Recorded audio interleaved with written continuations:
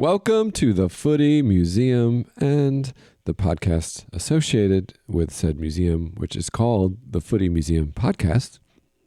I'm Justin Whitty, and I'm joined by co-director Maria Van Dyken Lee.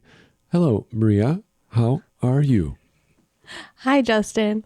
I'm doing extra well this week. Extra well? Extra well. Wow. Let me guess the reasons that could be. One, you may have won the lottery. Two, if only I played. There's some unknown millennial thing that happened that I'm unaware of. There usually is. Or three, Leeds won a game. Which one is it? It's the last one. I don't remember the last time I actually saw them win a game because they won a few over the summer friendly matches, but I don't remember like the last regular season game. I can't think of when that was where they won. So this was very exciting for me. So give us the breakdown. What happened? Well, first, I had to find a stream. Yeah, how because did you it wasn't solve that? being broadcast. I asked Jeremy how to find a stream. And he taught me. And I this would have been a really stressful watch because it was against Ipswich, who were at the top of the table so far in the championship. And so I was like anticipating a loss. And it ended up being Leeds 4, Ipswich 3. It was very exciting, but I watched without commentary, so I think that calmed my nerves a lot. And the first two Ipswich goals were basically off of Leeds errors. One was an own goal, and one was just a really bad blunder in which all hell broke loose, and Melier was out of goal, and then they ended up scoring. It was very disappointing, but overall, I'd say it was a really fun game, and I kept my nerves. It was great.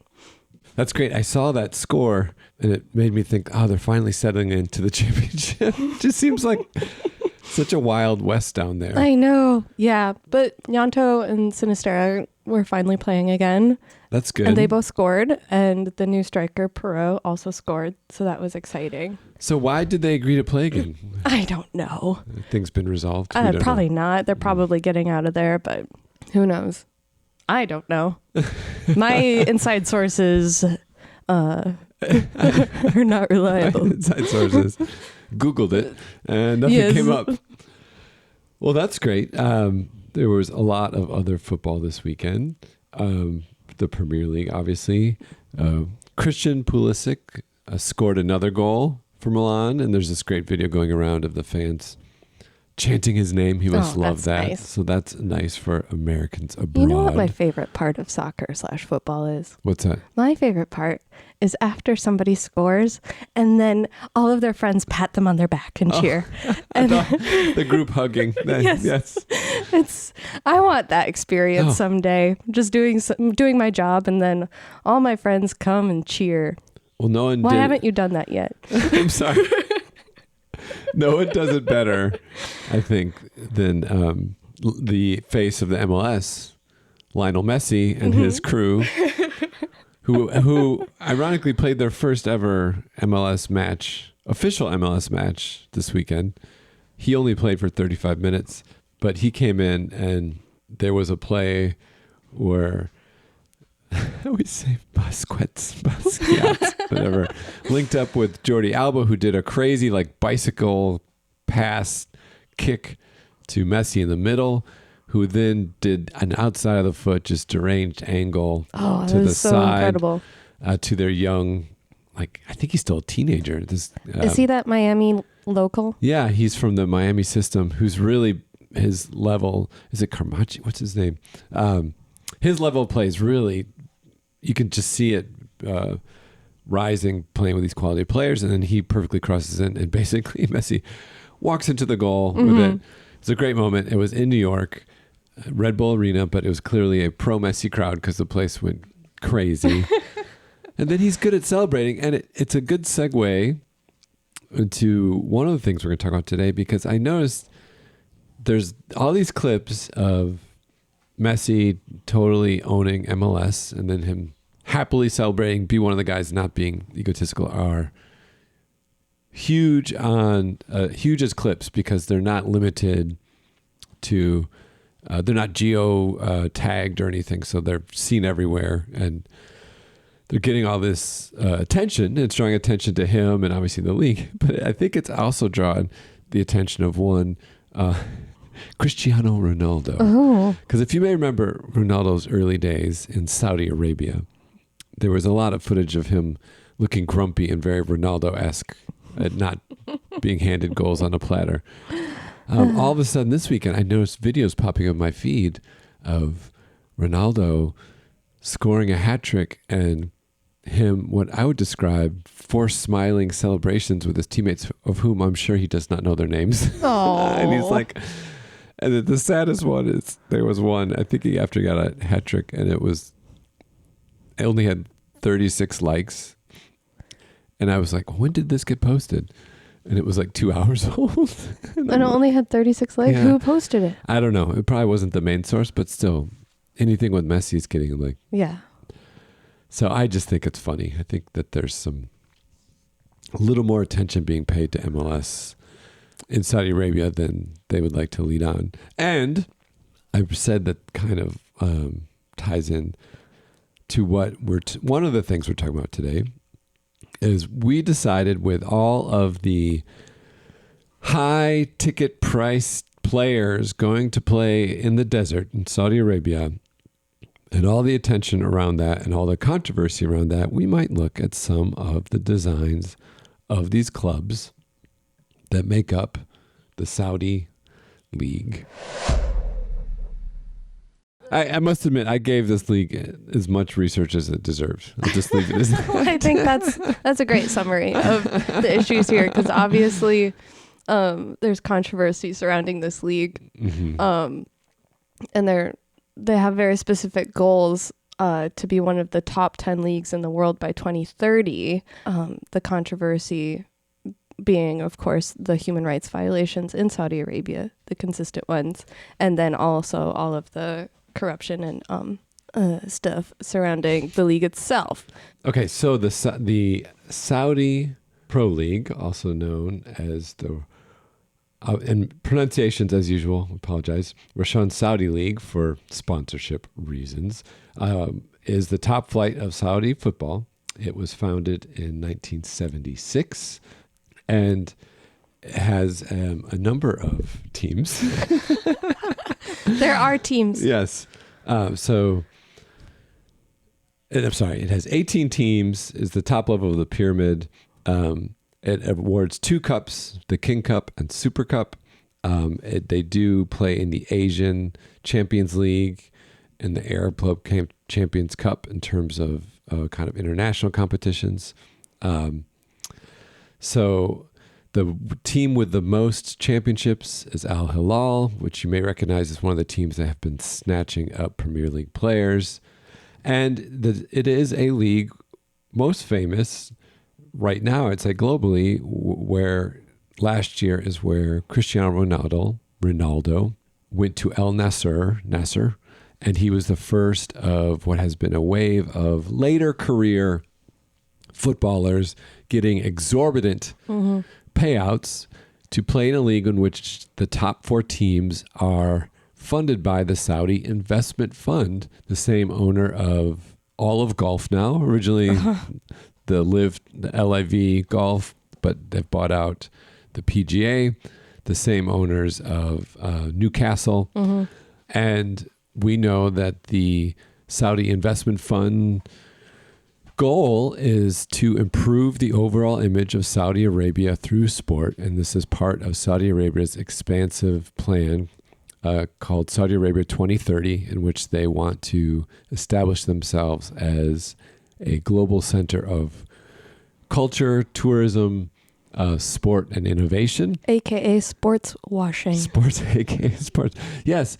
And what could they be washing? Well, the leader of Saudi Arabia, who's also behind the Saudi Investment Fund, is also famous for having journalists murdered who disagree with him. There's a lot of outstanding women's rights issues, a very oppressive government in different ways.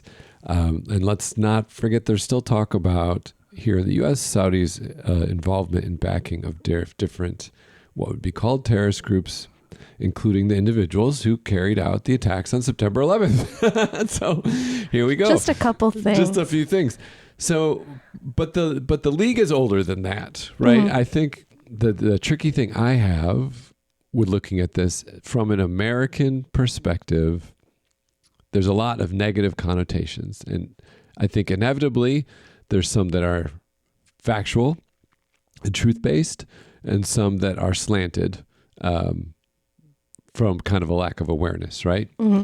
So it is impossible that everyone involved in this league and all the players are sinister. This is one of the top leagues in that part of the world. And as we can see from World Cup appearances, the players, at least their domestic players coming to the league, are impressive. It's not like China where it was created out of nothing to try to take over. There is some history there. So I don't want to discount that in the discussion. I think also in terms of the design, at least for the team that I covered, Mm-hmm. you'll see a very clear difference between the historic designs And the recent. and the recent under the new kind of branding and sports washing efforts. So what is the team that you chose? That's a good segue to that. I went with Altai, Okay. which is kind of a mid-table team. It was founded in 1961 and is known for its all silver, all gray badge. Originally, they were actually red and black, but in '68 they became known for their silver and white. And they have spent 22 non-consecutive seasons in the Pro League. Nice. Yes, they play at Prince Abdul Aziz bin Musad Stadium in Ha'il, which has a capacity of just over 12,000. Oh, quaint. Yes, and it is owned by a prince of the Saudi royal family, but I don't find much about him. So I think he might be a cousin. I'm really not sure. Just a little bit more for the context of this design. The club is named after Hatim Altai, who is a legendary king from the 6th century. He's very well known in Arab, Persian, and Northern Indian cultures for his extreme generosity, and also, according to Wikipedia, being a model for Arab manliness. Oh. Yes. So that's kind of the origins of this area and this design, as we'll see. So there are 4 shields here, and the original from the 1980s, I actually very much like. I do like that one. Yeah, that's the strongest of the 4. It has a shield shape with kind of a irregular top, and in the middle there is, at the center there's a palm tree that's a very like jagged, minimalist kind of almost Art Nouveau design, with some ornate, I don't know, it looks like a cup almost. It's hard to tell. I would say it's like a cup outline. Yeah, a cup with some frills, a tiny little old-fashioned football embossed in the middle, and then in Arabic letters, it says Al-Tai. And because of the graphic nature of the letters, it just looks real classy. And it blends in perfectly. It blends with in the design. perfectly. Yeah, it looks like it's part of it. And then in the center of the palm tree itself, it says Ha'il, which is the region where it's from, and then Is that almost like a falcon or eagle shape at the bottom too? yeah, it's wing-like. Yeah, which is also like a dominant Saudi Yeah, so imagery. Yeah. the palm tree is very Saudi, and the falcon is very Saudi. So it looks very regional. It looks very classy. I really like this design. And it's distinct. It's distinct. It's not similar to anything you've seen elsewhere in the world. Obviously, the shape is, but it's almost like the designer started with a hard-edged, squared-off version of the script of the text, and then built off of that. Yeah, it all feels very like integrated, and the lines are all the same width, pretty much, and it just feels very complete. The one thing that's weird is the color palette. Well, I think if this is put on something, if it's a decal embossed, or if it's in silver instead of gray like it is here, because on the more modern versions you can see it turning into more of a silver effect using gradients, but here it's just flat gray. But I like that because I think it's distinct from, like, it stands out from other clubs. You don't see straight silver or straight gray. Yeah. You see it maybe on a third kit design or something like that, but not as the official colors. Yeah, so I like that about it. So then How did it? Because between then and today, so that was like 25 years they had that. Yeah, that was, and then in 2006 to 2018, they updated this design. It's the same shield shape, but they plugged it into Photoshop. Yeah. The outline, what was once a nice outline of the shield, is now like a gradient roller coaster. A gradient roller coaster. It Gosh. has like 5 different highlight points. Yeah. And it's a shiny badge. It's very shiny, but the inside is still just flat. There's no gradient on the inside. Does have drop shadow though. With the palm tree is now kind of this. It looks like a resort palm tree. It does. It looks like it has no personality anymore. But the letters are still the same. They eliminated the beautiful cup shape. Yes. And they replaced that falcony-looking detail with a photorealistic football. Mm-hmm. Clip art football. Yeah, clip art football. This is the clip art version for sure. And 2006 feels a little late to have. It feels like if this was 1995, you could understand. But it's definitely like we got to westernify our logo. Yeah. Like that is definitely. But you can see that starting to happen here. Like they even included Latin letters. Like it says Tai on it. Mm-hmm. But they're still using the Islamic calendar for the date. Whereas in the next one, in the 2019 to 2023, which I think is an improvement, kind of. Yeah, they step back a little bit from the Illustrator. They flattened tools. Everything out, but it's like they just threw a filter on the old it's like one. They flattened and like they just did a tracing of the. It's the same previous one exact shape, but they added more Latin letters. The date is still the Islamic calendar, 1381, but it's an improvement. But what's really interesting is when we get to the newest badge, which was made in July of this year. And this was definitely a branding effort that was tied in with the 2030 vision goals. I read about this. I had to do a little translate on Google, but this is a badge tied in with the 2030 vision goals. And is it a ripoff of Juventus?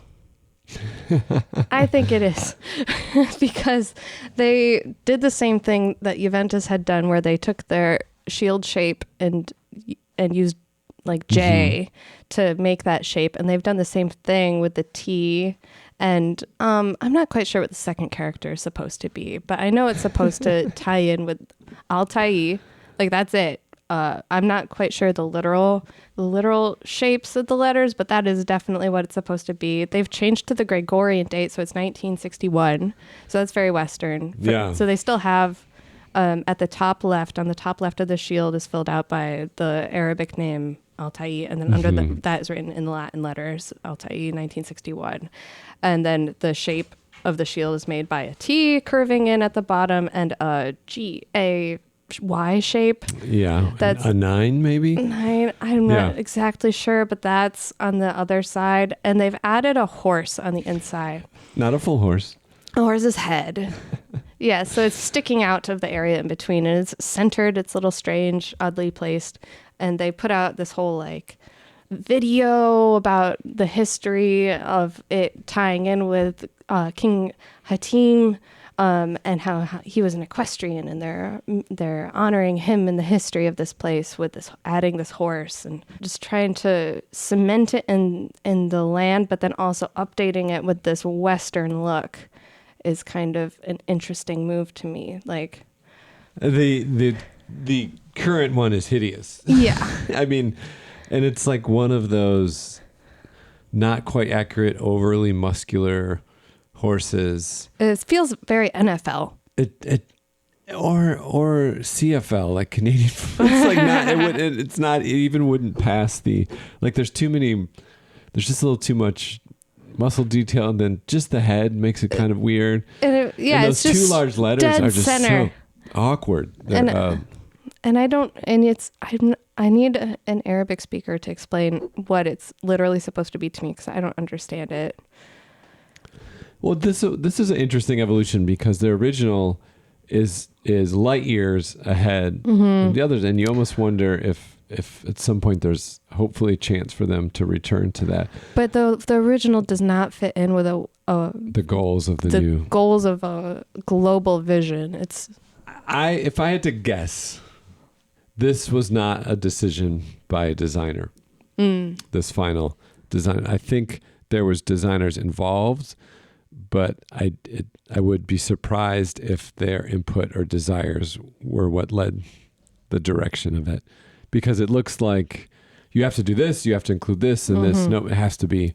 They handed them a picture of Juventus and said, put a horse on it and a Gregorian date. Well, it is interesting how, trying to adopt these symbols from established leagues as a shortcut of establishing the league. And I think, without going into the politics of this particular league, if you are a young league trying to gain notoriety, like MLS is also, I understand that desire to borrow established symbols that reference a stronger history of football. I think this is maybe healthy for us because maybe we can't see U.S. with as much perspective.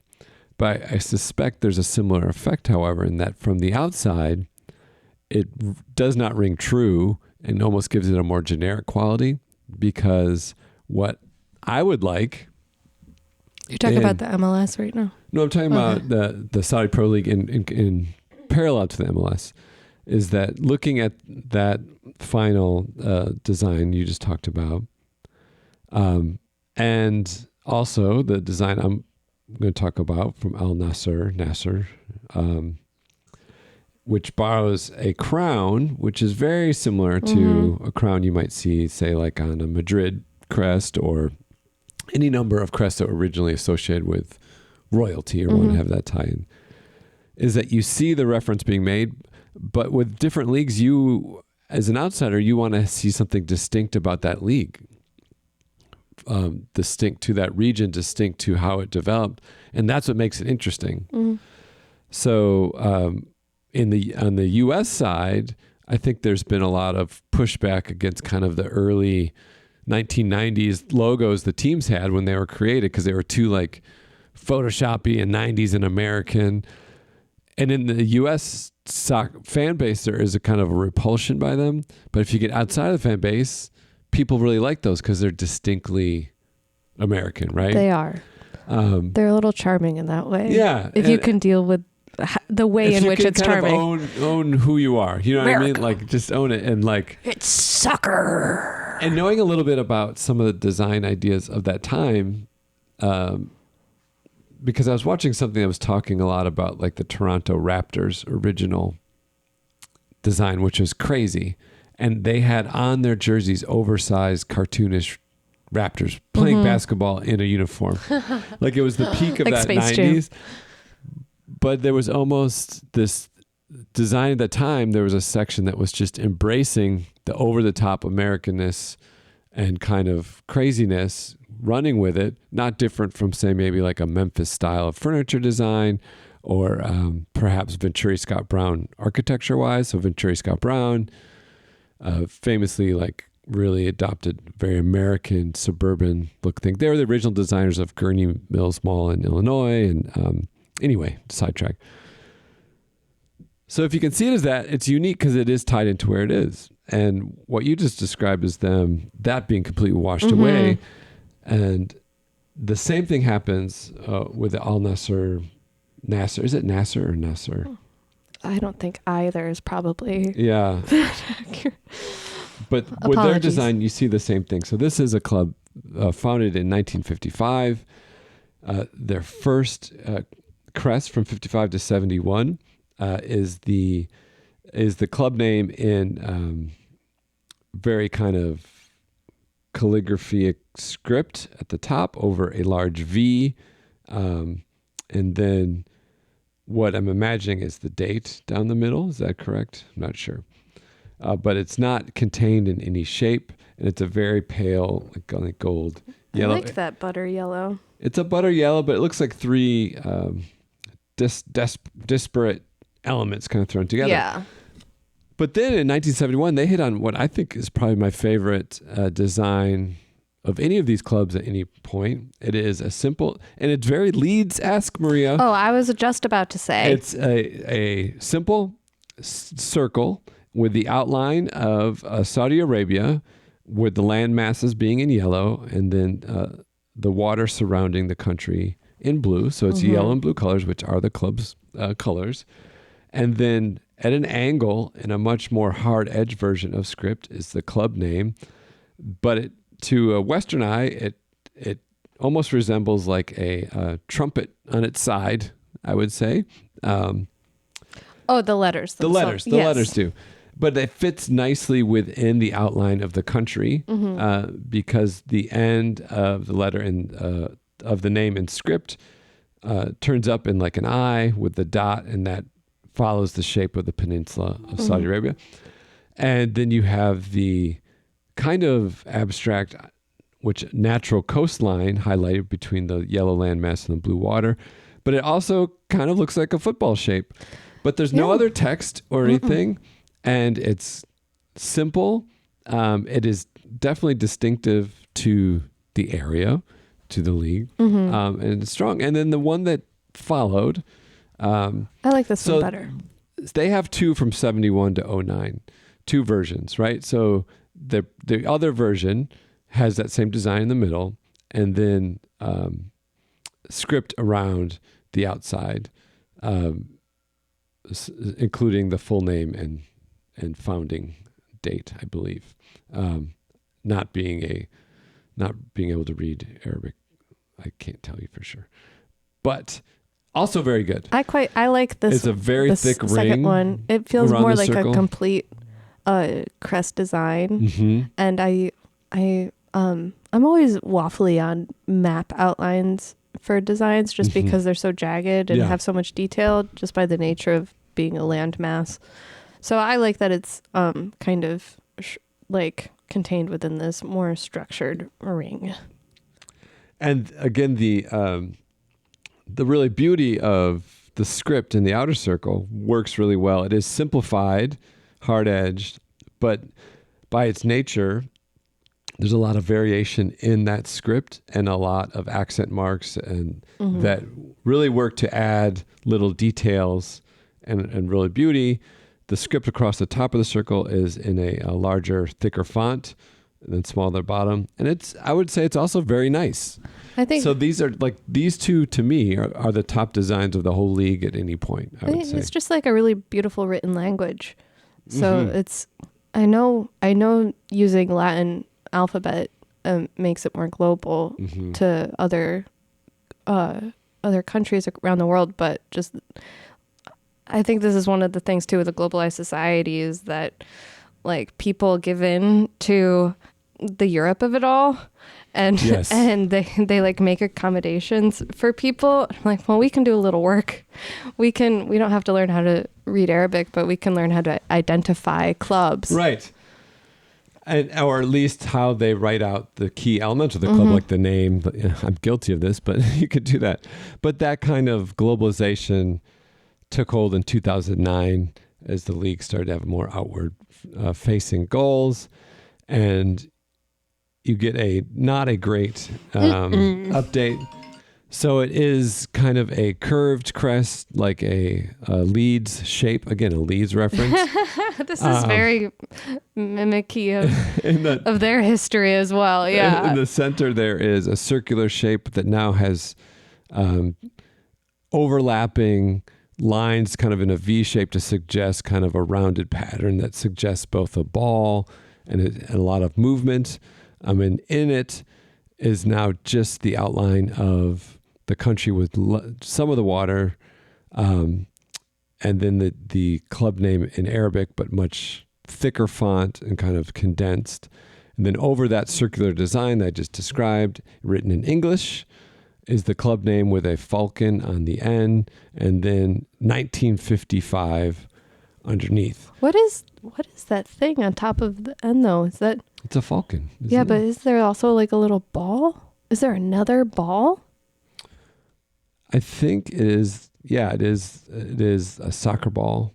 It's very small. There's too much stuff, and I should mention also in the in the outline of the peninsula, the dot at the end of the club name is now kind of like a sunburst. I don't know if you noticed that. So it almost looked like in this one, there were 3 designs they tried to mash together. Yeah. And it looks like It's a design by committee. UN club design or something like that.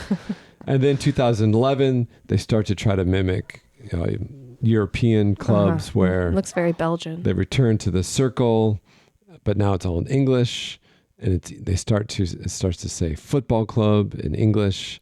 It is again the circle in the center is the outline of the country with a name, and around it is a blue band where it says the club name, and that's followed by a thinner gold band, and across the center is that Photoshop gradient, so it's real shiny. But then they added a crown, 2 laurels, and then a very ornate floating ribbon, 1955. So this is their first attempt.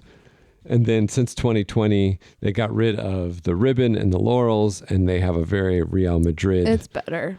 Look, it is better, but it's clearly like at that point, they already want Cristiano because they're trying to make their crest look as close as possible to the one he has a lot of familiarity with. It would be the same. The proportions are pretty much the same. The circle's not bad. It's basically like their nice one from 1971, except the script is now in English, which isn't as beautiful. And they also changed their colors to less kind of vivid yellow to really like a yellow-orange. Yeah. Yeah.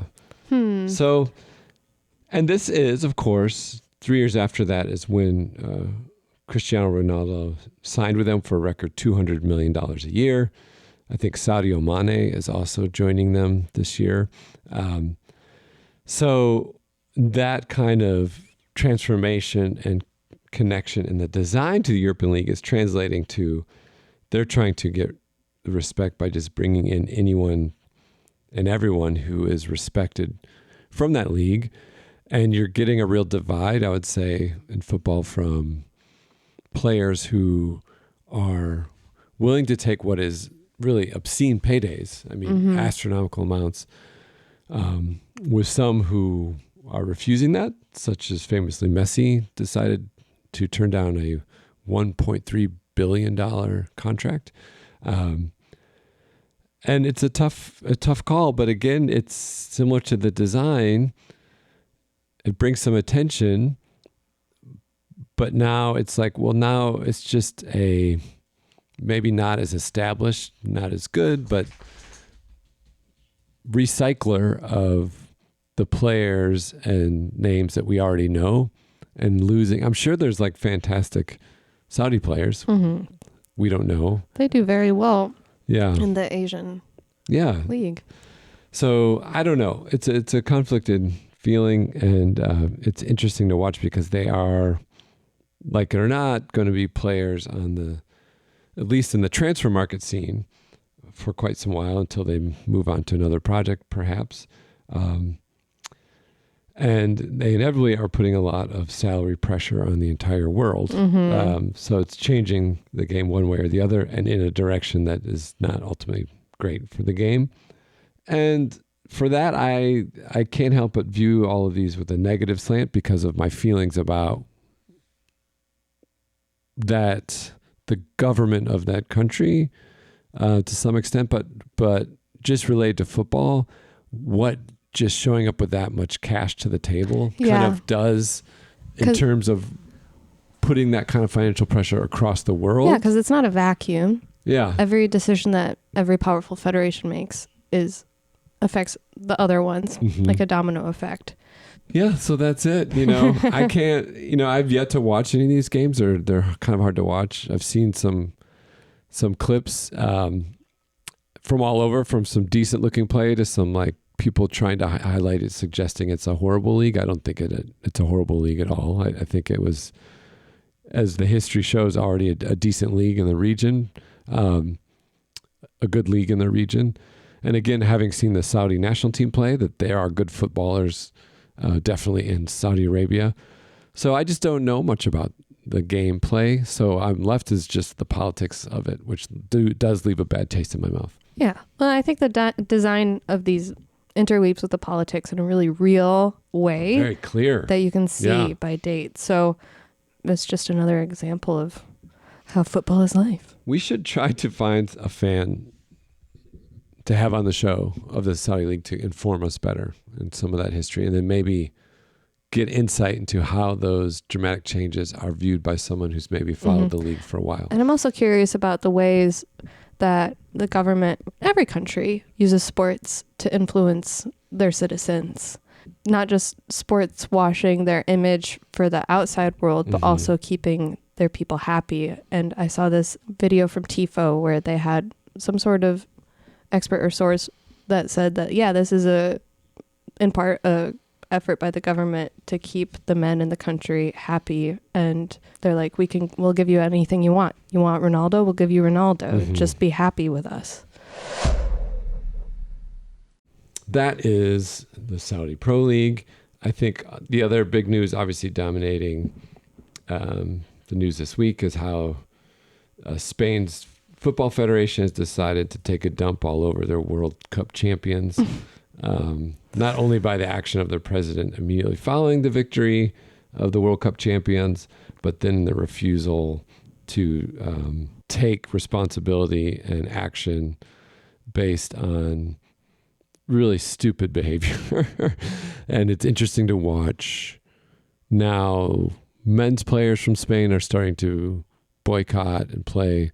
But I just want to say, I'll let you can say what you want, but I just wanted to say it's so sad because this team won the World Cup. They played great, star players, and now this is the discussion, even if it's resolved the way it should be or not.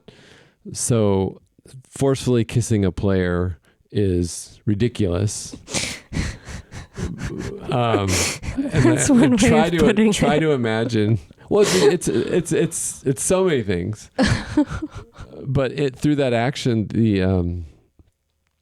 the bigger tragedy is through that action there was like the stealing of the rightful glory that these players deserve from winning the toughest competition in their field. I'm just gonna go out on a limb and say that whichever women's team won the World Cup, there would be something like this following.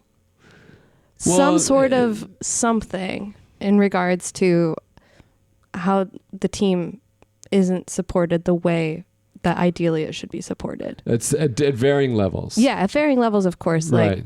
Like Spain is its own bag of issues, but yeah, I think you're right. I think that always has been the case, and then that continues to be highlight continuing broader issues in terms of equal opportunity and also treatment. That it's just shocking. Not shocking, but it's sad that it continues. I wonder if the extremely visible way in which this came out may ultimately be beneficial, hopefully, because it was such a visual representation of a culture that existed that was previously just highlighted by addressing disparity in pay or actions or behind the scenes things. But like to have a level of disrespect and aggression shown on the stage. Yeah, for everyone. As like, oh, you know what I mean? Like it's so bad that it's just like it's not the head of the federation thinks it's fine. Yeah. And it's not about the press or some trolls reacting to the team. It's the president of the fucking federation. Yeah. Don't want to contribute to the distraction of their victory, but they played awesome. And they won the freaking World Cup. You know what I mean? Like, what do you like? And I just another day at the office. Hey, here's some good news. What's that? Nike's gonna produce Mary Earps' kit. I saw that. Yeah, they're gonna produce it, so that's great. No, I really do think that no matter what team to whatever degree, and there's probably smaller conversations happening with each team as they return home about the level of support each team gets from their federation or from their country. these conversations are always happening, and to varying degrees get global eyes on them, depending. So Spain's victory means that they are front and center. Also, their situation just sucks. So it's so well. Yeah. And it's never, it's one of those things where these teams have to show up and play the game, but it's never just about the game. There's always something more. There's always some troll. There's always some opposition. And I'm like, to anybody who says, I think about this a lot, to anybody who says that the women's game or women aren't as good or talented or, you know, any of the things people say, like, we have no idea the potential of women because women are not supported in sports the same way as men are.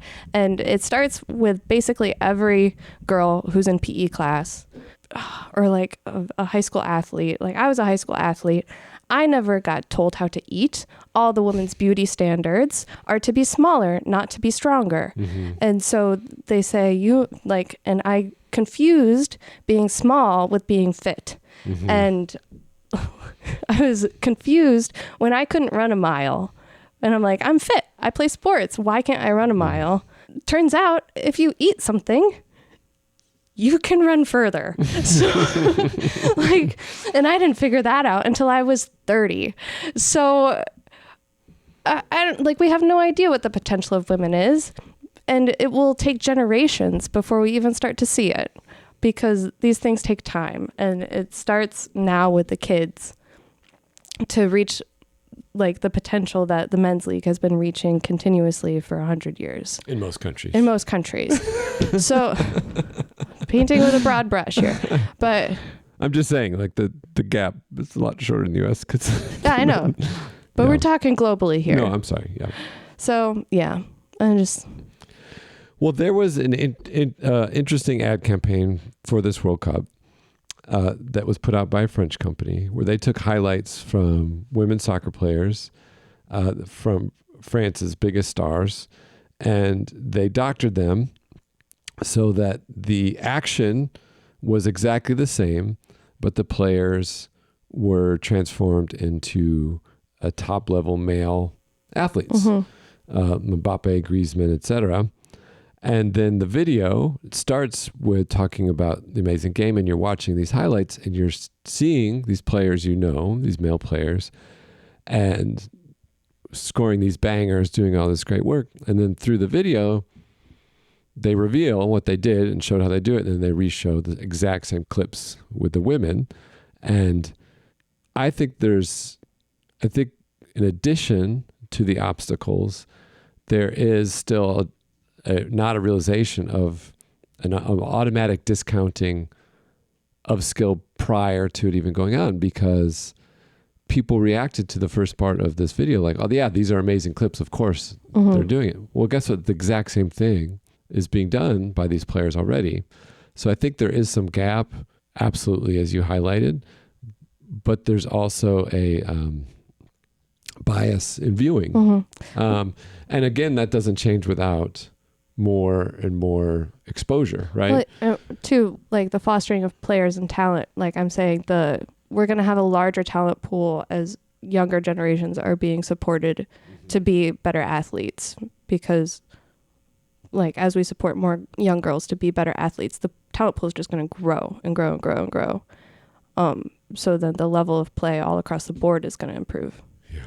I think a good example for how that is happening in a positive way, and I think we're already seeing effects of, but it'll be quicker maybe than you expect, is how the women's game, specifically in soccer, is being embraced in Europe in ways it hasn't seen before. And last week we talked about how those players in Europe are benefiting from an infrastructure to train them at a higher level, but also they're benefiting from multi-generational fan bases who, when these women's clubs started, those people naturally were like, yes, we're fans of Manchester United. So we're going to go check out the women's game too. So they had these huge attendance.